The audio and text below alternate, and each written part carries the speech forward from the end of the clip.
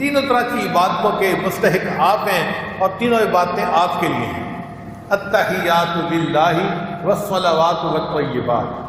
اب جب نبی علیہ السلام نے 3 الفاظ میں اللہ تعالیٰ کی حمد بیان کی تو اللہ تعالیٰ نے اس کا جواب 3 لفظوں میں دیا۔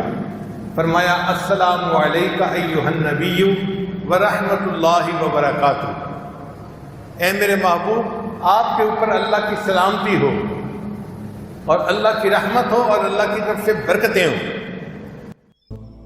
صحیح بات وہ ہے جو بخاری مسلم میں ساتھ لکھی ہوئی ہے۔ بخاری مسلم دونوں میں حدیث ہے کہ نبی علیہ السلام نماز کا تشہد ہمیں اس طرح تعلیم فرماتے تھے جس طرح قرآن کی آیات۔ یہ تشہد نبی علیہ السلام نے خود تعلیم فرمایا ہے، اور یہ جھوٹ ہے جو دیوبند اور بعض اہل حدیث علماء کی جانب سے بولا گیا کہ یہ شب معراج کی گفتگو ہے اللہ اور اس کے پیغمبر کے درمیان۔ یہ جھوٹ ہے، کسی ضعیف حدیث میں بھی یہ بات نہیں آئی ہے۔ بخاری مسلم میں لکھا ہے کہ یہ قرآن کی طرح تعلیم فرمایا نماز میں پڑھنے کے لیے، اور انہوں نے بریلویوں کا منہ بند کرنے کے لیے کہا کہ یہ تو شب معراج میں اللہ اور نبی آمنے سامنے تھے، اور نبی علیہ السلام نے عرض کیا التحیات للہ والصلوات والطیبات، اور اللہ نے آگے سے فرمایا السلام علیک ایھا النبی ورحمۃ اللہ وبرکاتہ۔ بھئی یہ جو نماز میں سلام ہے نا رسول اللہ کے اوپر صلی اللہ علیہ وآلہ وسلم، یہ حکایتن نہیں ہے، یہ سٹوری کے طور پہ نہیں ہے، یہ انشائیہ ہے۔ نبی علیہ السلام کو مخاطب کر کے ہم سلام عرض کرتے ہیں نماز میں، اور بخاری مسلم دونوں میں حدیث ہے۔ ابن مسعود کہتے ہیں کہ جب ہم سلام پڑھتے تھے نماز میں السلام علیک ایھا النبی ورحمۃ اللہ وبرکاتہ، السلام علینا وعلی عباد اللہ الصالحین، تو ہم ساتھ خود ہی ملاتے تھے السلام علی جبرائیل، السلام علی میکائیل۔ تو نبی علیہ السلام نے فرمایا تم یہ ساتھ کیوں ایڈ کرتے ہو؟ جب تم پڑھتے ہو السلام علینا وعلی عباد اللہ الصالحین تو زمین و آسمان میں ہر نیک بندے تک اللہ تعالیٰ تمہارا سلام پہنچا دیتا ہے، تمہیں ساتھ کسی کو بائی نیم مینشن کرنے کی ضرورت نہیں ہے۔ ہم نماز میں کیا پڑھ رہے ہیں؟ السلام علینا وعلی عباد اللہ الصالحین۔ عباد اللہ الصالحین، اللہ کے نیک بندوں میں ٹاپ آف دا لسٹ کون ہے؟ پیغمبر، من النبیین والصدیقین والشہداء والصالحین، جو سورہ النساء میں آیا۔ انبیاء ہیں، صدیقین ہیں، شہداء ہیں، صالحین ہیں،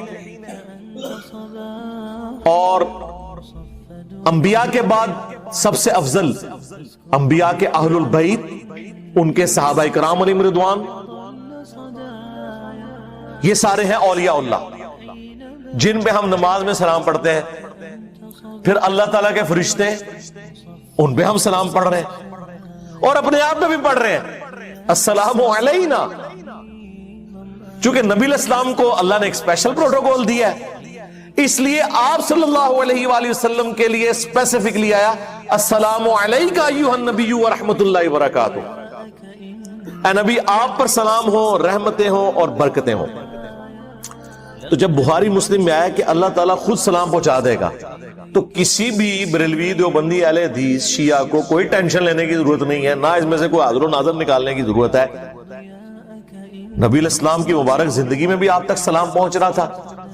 آج بھی اب جب ہم درود شریف پڑھتے ہیں تو اللہ سے ہی عرض کرتے ہیں نا اللہم صلی علی محمد وعلی آل محمد، ہمارا صلاۃ و سلام پہنچ رہا ہے، تو یہ عقیدہ اس کے اندر موجود ہے۔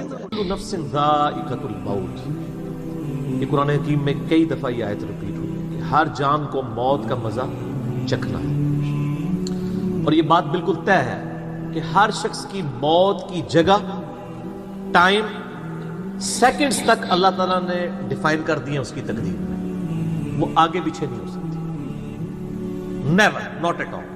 اور یہ جو بخاری مسلم میں آیا نا کہ جو شخص چاہتا ہے کہ اس کی عمر دراز کر دی جائے، اس کے رزق میں فراوانی ہو، وہ اپنے رشتہ داروں کے ساتھ حسن سلوک کرے، تو یہ بھی تقدیر میں لکھا ہوا ہوگا کہ اس کی عمر ہے 60 سال، لیکن یہ اپنے رشتہ داروں کے ساتھ حسن سلوک کرے گا، اللہ تعالیٰ اس کی عمر 70 سال کر دے گا، وہ بھی لکھا ہوگا، وہ 70 ہی ڈیفائن ہوئی ہے، وہ 60 کا 70 بننے کے بعد جو 70 ہے وہ اللہ تعالیٰ نے لکھا ہوا ہے، ٹھیک ہو کہ نہیں؟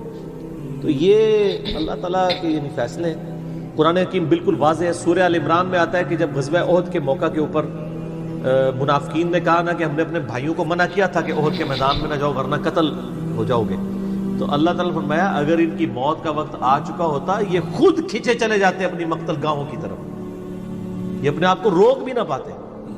پھر سورہ نساء میں آیا کہ تم اپنے آپ کو مضبوط قلعوں میں بھی بند کر لو نا, موت تمہیں وہاں پہ بھی آ کے جائے گی. وہ موت کو آپ ٹال نہیں سکتے, ایک لمحہ نہ آگے ہوگی نہ پیچھے.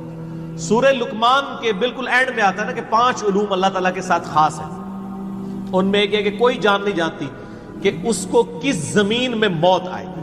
ہاں اللہ تعالیٰ وحی کے ذریعے بتا دے, جیسے مسلم شریف میں حدیث ہے نبی صلی اللہ علیہ وآلہ وسلم نے غزوہ بدر سے ایک دن پہلے زمین پہ لکیریں کھینچ دی تھی بدر کے میدان میں, یہاں کل ابو جہل کی لاش ہوگی, یہاں عتبہ کی ہوگی, یہاں امیہ ابن خلف کی ہوگی. سر اب آپ عمر سیریز دیکھیں نا, وہاں آپ کو لاشیں پڑی ہوئی نظر بھی آئیں. ٹھیک ہو گیا جی. تو یہ آپ صلی اللہ علیہ وآلہ وسلم نے پہلے ڈیفائن کر دی تھی ساری چیزیں. تو یہ اللہ تعالیٰ نے آپ کو وحی کے ذریعے بتایا تھا, اللہ تعالیٰ بتا سکتا ہے اپنے پیغمبر. تو واقعی موت کا وقت مقرر ہے, وہ ٹل نہیں سکتا. لیکن اس پہ یہ بھی سوال ہوتا ہے کہ اگر کوئی شخص کسی کو قتل کر دے تو پھر اس کا کیا قصور ہے؟ وہ اللہ تعالیٰ کا ایک قانون ہے, اس نے مرنا تو تھا, اس میں کوئی شک نہیں ہے, لیکن دنیا میں اللہ تعالیٰ نے رولز اور ریگولیشن کے ساتھ دنیا کو جوڑا ہوا ہے. سورۃ البقرہ میں آیا کہ قصاص میں انسانیت کی زندگی ہے. سورۃ المائدہ میں آیا جس نے ایک جان کو ناحق قتل کیا اس نے پوری انسانیت کو قتل کیا, اور جس نے ایک شخص کی جان بچائی پوری انسانیت کی جان بچائی. لہٰذا یہ جو کوئی کسی کو قتل کرے گا تو قرآن میں ہے قصاص کے اندر انسانیت کی زندگی ہے. انسانیت 2 چیزوں میں چل رہی ہے, احترام جان اور احترام مال. اگر یہ 2 چیزیں نکل جائیں تو معاشرہ نہیں چل سکتا. گوروں کا معاشرہ ہم سے بہتر کیوں ہے بغیر ریلیجن کے بھی؟ احترام جان احترام مال ہے, جسٹس ہے, انصاف ہے, عدالتیں آزاد ہے, جہاں پہ احترام جان بھی احترام مال بھی ہے. سالوں تک وہ ثبوت ڈھونڈتے رہتے ہیں, اس کے بعد بندے کو پکڑتے ہیں. یا بندے پکڑ کے غائب ہو کے مر مرا جاتے ہیں, ان کے رشتہ دار عدالتوں کے چکر کاٹتے رہتے ہیں کہ جی ہمارا بچہ اٹھایا گیا. نہ عدالتوں کو پتا ہوتا ہے نہ اور کسی کو پتا ہوتا ہے. تو یہ چیزیں تو پھر ظاہر ہے کہ ایک ریونج کریٹ کریں گی نا. ہم اس لیے کہتے ہیں عدالتوں کو آزاد ہونا چاہیے, عدالت سے اوپر کوئی نہیں ہونا چاہیے. عدالتیں آزاد ہوں گی, باقی سارا سسٹم بہتر ہو جائے. ٹھیک ہو گیا. تو یہ یعنی اللہ تعالیٰ نے وقت مقرر کر دیا ہے, وہ آگے پیچھے نہیں ہوگا. اور آپ دیکھتے ہیں کتنے لوگ موت کے منہ سے واپس آ جاتے ہیں. حضرت خالد بن ولید رضی اللہ تعالیٰ 100 سے زیادہ مار کے لڑے انہوں نے, اور جب موت کا وقت قریب آیا وہ کہتے ہیں میرے جسم کا کوئی ایک حصہ بھی ایسا نہیں جہاں پہ کسی نیزے یا تلوار کا نشان موجود نہ ہو. یہ عمر سیریز میں انہوں نے ان کی موت کا وقت فلمایا ہے. ابو دردہ ان کے پاس بیٹھے ہوئے ہیں اور وہ کہتے ہیں دیکھ لو اگر موت میدان جنگ میں آنی ہوتی نا ابو دردہ, تو میرے جسم کا ایک حصہ بھی ایسا نہیں جہاں پہ کوئی زخم نہ ہو, اور میں ایک بوڑھے اونٹ کی طرح بستر مرگ پہ مر رہا ہوں. میدان جنگ میں نہیں شہادت ملی. شہادت اتنی آسانی سے نہیں مل جاتی انسان کو, وہ اللہ تعالیٰ جس کے لیے ڈیفائن کرے گا. باقی یہ ہے کہ اللہ تعالیٰ نے ان کو ایک فضیلت دی کہ وہ اللہ کی تلوار تھی. ظاہر تلوار تو ٹوٹ نہیں سکتی تھی. تو جو لوگ اللہ کے لیے زندگی گزارے وہ عام حالت میں بھی مرے, اللہ تعالیٰ ان کو شہادت کا رتبہ عطا فرما دیتا ہے. میدان جنگ پہ جانے سے موت نہیں آتی. کتنے لوگ موت کے منہ سے واپس آتے ہیں, اور سر ایئر کریش میں لوگ بچ گئے ہوئے ہیں, اور تو اور چھوڑ دیں جہاں پہ کوئی انسان امیجن نہیں کر سکتا. کئی بم پھٹتے ہیں, بندے مر جاتے ہیں, کسی عورت نے بچہ اٹھایا ہوا ہے, بچہ سیدھا سلامت مل جاتا ہے وہاں سے. یہ اللہ کے فیصلے ہیں کس کے لیے کیا زندگی رکھی ہے. وہ اسی لیے کہا جاتا ہے نا کہ مارنے والے سے جو بچانے والا جو ہے نا وہ بڑا ہے. یعنی وہ ویسے تو مارنے والا بھی اللہ ہی ہوتا ہے, لیکن وہ اس حوالے سے کہا جاتا ہے کہ دنیا میں اگر کوئی سمجھتا ہے نا کسی شخص کو مار سکتا ہے تو, اور اگر اللہ نے اس کی موت نہیں لکھی ہوئی تو نہیں ہے. موت انسان کی زندگی کی حفاظت کرتی ہے. سر میری سب سے بڑی محافظ میری موت ہے. اگر میری موت لکھی ہوئی ہے نا 2050 کے اندر, پوری دنیا مل کے بھی مجھے 2049 میں بھی نہیں مار سکتی. آج 2018 میں تو تصور بھی نہیں. اور اگر میری زندگی لکھی ہوئی ہے 2018 میں ختم ہونی, چاہے وہ ایئر کریش کے اندر ہو, چاہے وہ ہارٹ فیٹ کے ذریعے ہو, چاہے وہ گردوں کے فیلئر کے ذریعے ہو, چاہے برین ہیمریج کے ذریعے ہو, کسی بھی ذریعے سے ہو, تو کوئی اسے بڑھا نہیں سکتا. دیکھ لینا آپ پچھلے دنوں کتنا بڑا ایک واقعہ ہوا ہے. یعنی ہمارے پاکستان میں 3 ٹائمز جو پرائم منسٹر رہے ہیں نواز شریف صاحب, ان کی بیوی 1 سال سے زیادہ وینٹیلیٹر کے اوپر رہی ہے. ان کے پاس پیسے کی کوئی کمی تھی؟ علاج کرانے کا کوئی ایشو تھا؟ سب کچھ کروایا، بچا سکے؟ نہیں. غریب آدمی تو کہتا ہے پیسے ہوتے تھے شاید بچ ہی جاتا. سر جن کے پاس پیسے ہیں وہ بچا کے بتاتے ہیں.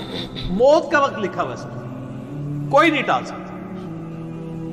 صرف پیغمبر کے بارے میں بخاری مسلم میں آتا ہے. عائشہ کہتی ہیں کہ نبی صلی اللہ علیہ وآلہ وسلم فرمایا تھا کہ اللہ تعالیٰ انسان جو پیغمبر ہوتا ہے نا اس کے اوپر یہ آپشن رکھتا ہے کہ وہ چاہے تو ہمیشہ کے لیے زندہ رہے، چاہے اسے موت آ جائے. پیغمبر کے علاوہ کسی اور کے لیے یہ فضیلت نہیں ہے. اور کہتی ہیں کہ بخاری مسلم دونوں میں نے وفات النبی پہ مسئلہ 163 بھی ریکارڈ کروایا، اس میں نے بتایا تھا کہ عائشہ کہتی ہیں نبی صلی اللہ علیہ وآلہ وسلم اپنے موت کے وقت بار بار اوپر سر مبارک یعنی اٹھاتے تھے اور کہتے تھے اللہم الرفیق الاعلی. تو کہتی ہیں میں نے جان لیا کہ حضور اپنی صحت مند زمانے میں کہا کرتے تھے کہ موت کے وقت نبی کے اوپر پیش کیا جاتا ہے، چاہے تو وہ دنیا میں رہے چاہے اسے موت آ جائے. تو مجھے لگتا ہے کہ نبی علیہ السلام پہ اس وقت آفر وہ پیش کی جا رہی ہے اور آپ کہہ رہے ہیں اللہ مجھے رفیق الاعلیٰ کے ساتھ ملا لے. تو میں نے کہا مجھے اب پتہ چل گیا کہ آپ صلی اللہ علیہ وسلم کو یعنی وفات ہو جائے گی آپ کی. یہ نبی کے لیے خاص ہے اور کسی کو کوئی آپشن نہیں ملتا. وہ بخاری مسلم میں موجود ہے نا حدیث، حضرت موسیٰ علیہ السلام کے پاس حضرت اسرائیل علیہ السلام. اسرائیل کا لفظ تو یعنی تفسیر تبری میں اور یہودیوں کے ہاں ملتا ہے، یہ بنی اہل سنت کے ہاں بھی رناؤنڈ ہے. اصل میں لفظ ہے ملک الموت. دونوں لفظ ٹھیک ہے. ملک الموت علیہ السلام حضرت موسیٰ علیہ السلام کے پاس گئے، انہوں نے آگے سے تھپڑ مار دیا، ان کی آنکھ نکل گئی. انسانی شکل میں آئے تھے. تو وہ اللہ تعالیٰ کے پاس شکایت لے کے گئے کہ تو مجھے اس شخص کے پاس بھیج رہا ہے کہ جو مرنا نہیں چاہتا. اللہ تعالیٰ نے فرمایا اس کو جا کے کہو کہ تم جو ہے وہ بیل کی پشت کے اوپر ہاتھ رکھو، تمہارے ہاتھ کے نیچے جتنے بال آ جائیں گے نا اتنے سال بھی زندگی تمہاری اور بڑھا دی جائے، سینکڑوں سال.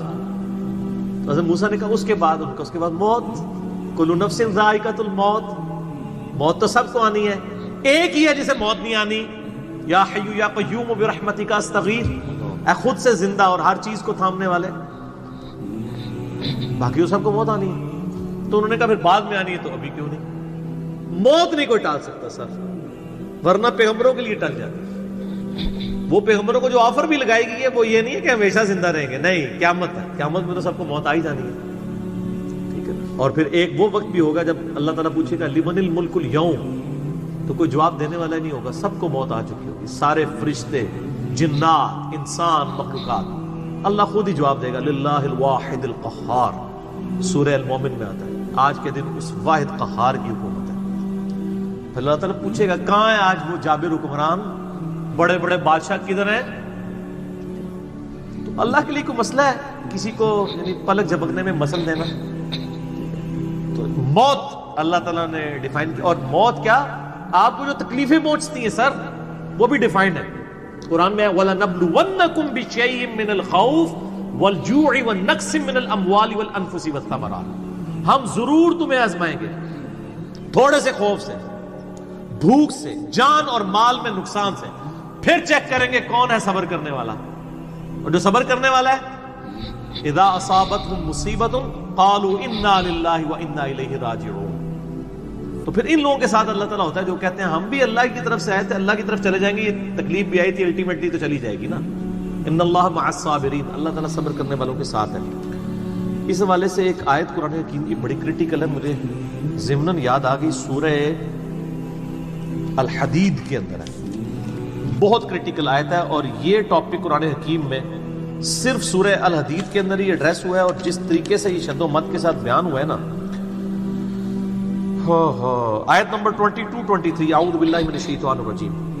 ما اصاب من مصیبت فی الارض، کوئی مصیبت بھی زمین میں نہیں آتی، ولا فی انفسکم، اور نہ تمہاری جانوں میں. یعنی زمین پر جتنے زلزلے آتے ہیں، طوفان آتے ہیں، سونامی آتے ہیں، قحط پڑتا ہے، یہ جتنے بھی عذاب آتے ہیں یا تکلیف آتی ہیں، اور نہ تمہاری جان میں. یعنی کسی کو کینسر ہوتا ہے، کسی کے گردے فیل ہوتے ہیں، کسی کی آنکھ ضائع جاتی ہے، کسی کے اوپر فالج کا اٹیک ہو جاتا ہے، کسی کو ہارٹ اٹیک ہوتا ہے. اللہ تعالیٰ فرماتا ہے یہ ساری تکلیف چاہے زمین پہ ہیں یا تمہاری جانوں پہ، الا فی کتاب من قبل ان نبرأها، وہ تو پہلے ہی ہم نے لوح محفوظ پہ لکھی ہوئی ہے، اس سے پہلے کہ ہم ان کو بھیجے.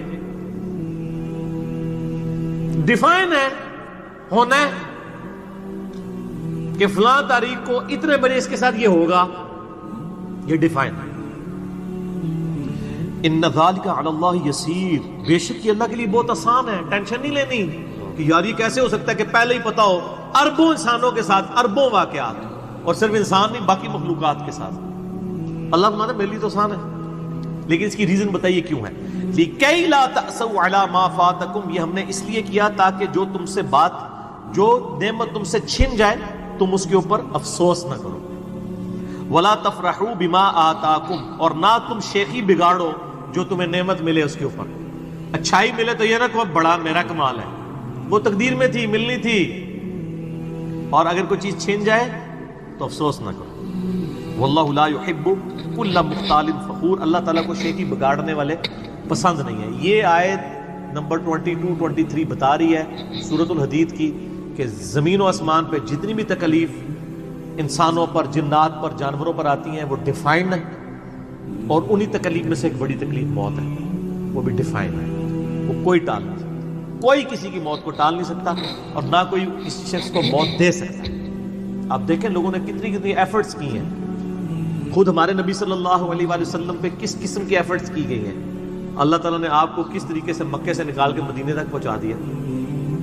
اور وہ بخاری مسلم میں بڑی مشہور حدیث ہے. آپ درخت کے نیچے آرام کر رہے تھے، تلوار سائیڈ پہ لٹکائی ہوئی تھی. ایک عرابی آیا دشمن،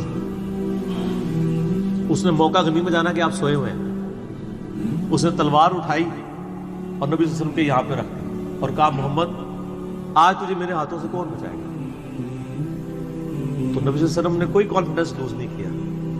ان کو پتا تھا والذی ارسل رسولہ بالہدی ودین الحق لیظہرہ علی الدین کلہ، اللہ نے اپنے نبی کے پیچھے اللہ ہے.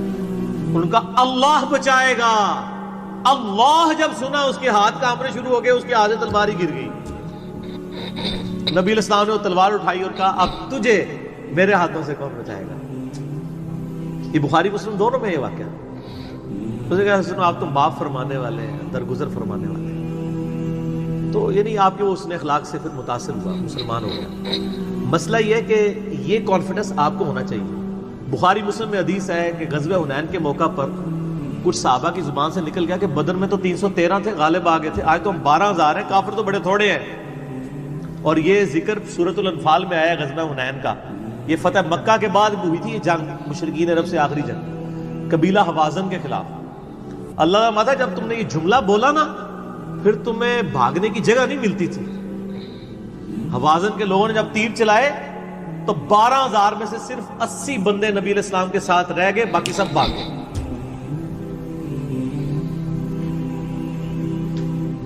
اور صحابہ کہتے ہیں، بخاری مسلم کے الفاظ ہیں، میں نے حضور کی معجزات والا جو لیکچر دیا ہے مسئلہ 131A-B-C-D، اس میں بتایا ہے کہ نبی علیہ السلام اکیلے آگے جا رہے ہیں. انا النبی لا کذب انا ابن عبد المطلب، میں نبی ہوں اس میں کوئی شک نہیں ہے، اور میں عبد المطلب کا بیٹا ہوں. یہ رڈز پڑھتے ہوئے آپ صلی اللہ علیہ وسلم اکیلے آگے جا رہے ہیں، اور آپ صلی اللہ علیہ وسلم نے زمین سے یوں مٹھی بھری کنکریوں کی اور یوں کافروں کی طرف، اور فرمایا چہرے مسخ ہو جائیں، آنکھیں اندھی ہو جائیں، اور سب کی ہو گئی، مسلمانوں کو فتح ہو گئی. اور اسی کا ذکر ہے وما رمیت اذ رمیت ولکن اللہ رمی. اے نبی جو آپ نے کنکریاں پھینکی تھی وہ آپ نے نہیں پھینکی تھی، وہ اللہ نے پھینکی تھی. یعنی اللہ کا پیچھے ڈیوائن ڈیسیژن تھا. تو کافروں کے خلاف فتح ہو گئی مسلم. یعنی نبی علیہ السلام کا کانفیڈنس لیول یہ تھا کہ اکیلے جا رہے ہیں. یہ نہیں دیکھ رہے کہ ہزاروں لوگ میرا ساتھ چھوڑ گئے، اکیلے فرنٹ سے لیڈ کر رہے ہیں. تو جن لوگوں کو یعنی اللہ پر یقین ہوتا ہے نا ان کی یہی حالت ہوتی ہے، اور یہی صحابہ کرام کا یعنی یقین کامل تھا. اس لیے آپ دیکھیں نا، آپ عمر سیریز میں دیکھیں گے حضرت خالد ابن ولید جنگ یمامہ میں جب مسلمانوں کو شکست ہونے لگتی ہے اکیلے آگے جاتے ہیں. جنگ یرموک میں بھی ایسے ہی کرتے ہیں. تو جن کو اعتماد ہوتا ہے نا وہ پھر فرنٹ سے لیڈ کرتے ہیں. موت ٹال نہیں سکتی. موت کیا تکلیف بھی جو آپ کو پہنچنی ہے، اور سر اسی کے ساتھ آپ زندگی گزار سکتے ہیں. اس کے بغیر آپ زندگی نہیں گزار سکتے، کڑ کڑ کے مر جائیں گے. آپ کس اس چیز کو کیٹر فور کر سکتے ہیں؟ ہم یقین کریں صبح اسکول بچوں کو بھیجتے ہیں تو دعائیں پڑھتے رہتے ہیں. کیا ہو سکتا ہے؟ ایکسیڈنٹ ہو سکتا ہے، وہاں پہ بچہ جھولے سے گر سکتا ہے، کسی کی ہڈی ٹوٹ سکتی ہے. کان پٹی پہ لگ جائے ڈیتھ ہو سکتی ہے. یار اتنی چیزوں کو کون کاؤنٹر فار کر سکتا ہے؟ اللہ. تو اللہ پہ توکل کریں، اور جب تکلیف آ جائے انا للہ و انا الیہ راجعون. صحیح مسلم میں حدیث ہے، نبی صلی اللہ علیہ وآلہ وسلم نے فرمایا جو شخص تکلیف کے وقت فوراً پڑھ لے انا للہ و انا الیہ راجعون اللہم اجرنی فی مصیبتی واخلف لی خیرا منہا، اللہ تعالیٰ اس کو اس کا بہتر نعم البدل عطا فرما دے گا. میرے یوٹیوب پہ کلپ بھی اس دعا کے اوپر مصیبت اور پریشانی کے حوالے سے، یعنی بہتری کے لیے دعا، یہ کر کے لکھیں تو آپ کو کھل جائے گا. یہ آپ کو مشکات میں کتاب الجنائز چیپٹر میں پہلی جلد میں دعا مل جائے گی صحیح مسلم کے حوالے سے. ام سلمہ کہتی ہیں کہ جب میرا خامن فوت ہوا تو میں نے یہ فوراً دعا پڑھ لی، انا للہ و انا الیہ راجعون، ہم بھی اللہ کی طرف سے ہیں، اس کی طرف لوٹ کے جانے والے ہیں. اللہم اجرنی فی مصیبتی، اے اللہ مجھے اس مصیبت میں بہتر اجر عطا فرما، واخلف لی خیرا منہا، اور مجھے اس سے بہتر بدلہ عطا فرما. کہتی میں دل میں سوچ رہی تھی کہ اس سے بہتر مجھے خامن کیسے مل سکتا ہے.